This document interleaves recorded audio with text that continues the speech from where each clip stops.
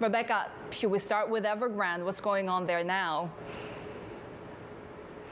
Yes, well, we've seen these offshore creditors as ad hoc committee of bondholders sort of criticizing Evergrande, saying that the process of restructuring has been opaque, saying there's been a lack of engagement, and now sort of threatening these enforcement actions. Now, typically, we know that creditors and a borrower kind of do have quite acrimonious a relationship potentially, but I think this is important because it's the first real public sign of these rising tensions between the kind of two stakeholders here, and of course flags the risks for offshore bondholders involved in a restructuring like Evergrande's. It's going to be one of the biggest and most complex that China has ever seen.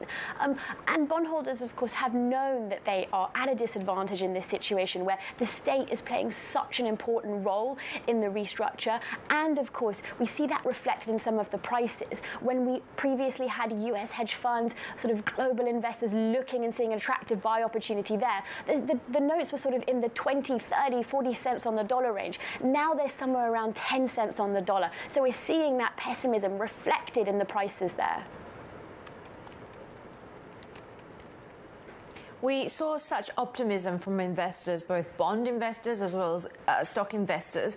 Did they kind of get ahead of themselves here? Why are we already seeing that optimism really fading? Absolutely. I mean, this has been one of the most volatile weeks in credit markets that I've seen so far. It's incredible swings and declines across the property bonds, particularly in Country Garden, to name just one. And we are, I think, seeing that kind of optimism fade. I think investors are sobering up, and I think it's on kind of two main factors. The first is this pre-sales sort of escrow report, although is a very, very positive sign that, some stronger developers are going to be able to free up cash, redistribute that cash. Actually, the implementation of that type of policy is very unclear.